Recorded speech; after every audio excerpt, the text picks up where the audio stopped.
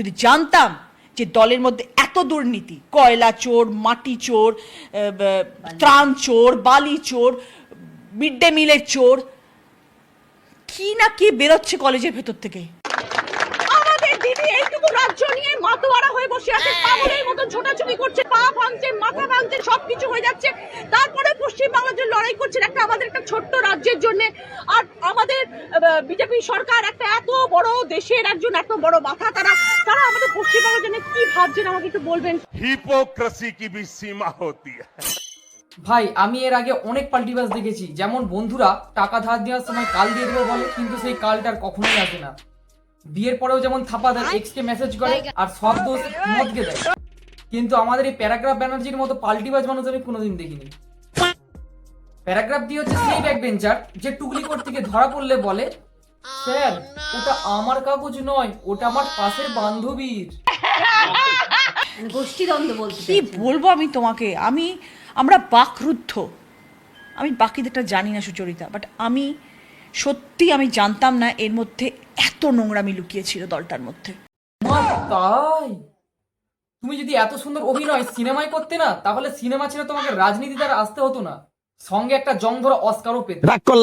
আমাদের হুগলির ধোয়া, যে ধোয়া আমি সবসময় যাতায়াতের সময় দেখি, এটা হচ্ছে সেই ধোয়া। এটা কিন্তু সিগারেট বিড়ি ধোয়া নয়, এটা হচ্ছে মেশিনের ধোয়া। আরে দিদি, প্রথম প্রথম প্রেমে পড়লে বগলে ঘামের গন্ধ পারফিউম মনে হয়,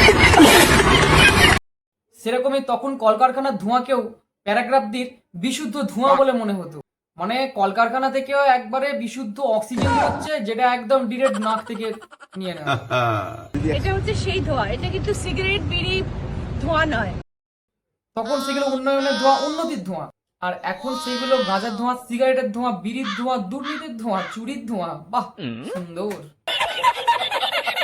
সত্যি আমি জানতাম না এর মধ্যে এত নোংরামি লুকিয়েছিল দলটার মধ্যে।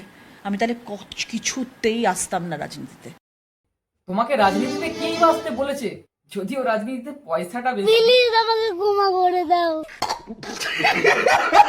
আমি খুব ভালো ছিলাম গো। আমি আমার কাজ নিয়ে, আমি আমার শুটিং নিয়ে, আমার নিজস্ব পার্সোনাল লাইফ নিয়ে, সব কিছু নিয়ে আমি অত্যন্ত ভালো ছিলাম, এবং এটা আমি মিথ্যা কথা বলছি না, সেটা দর্শক খুব ভালো করে জানে। হ্যাঁ আমরা জানি তো, তোমার সেই দিদি নাম্বার ওয়ান শোটা। এবার আমি বাড়ি বাড়ি রান্না করি, আমার স্বামী ইনকাম করে না, আবার আমার কাছ থেকে মদ খাওয়ার টাকা নেই। দাঁড়ান একটু ঝান্ডু বাম চোখে লাগিয়ে নি।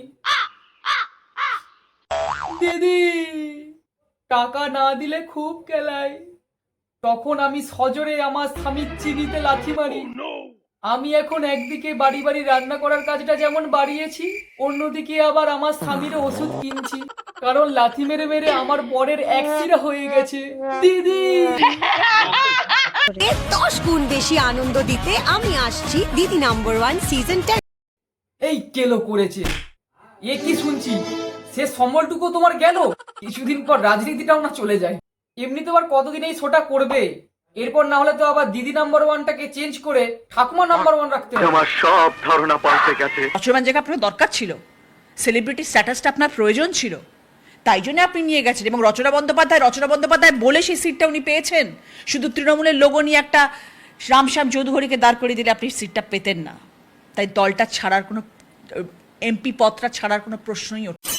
আরে প্যারাগ্রাফ দি, তোমাকে দিদি নাম্বার ওয়ান থেকে সরিয়ে দিয়েছে বলে মন খারাপ করো না।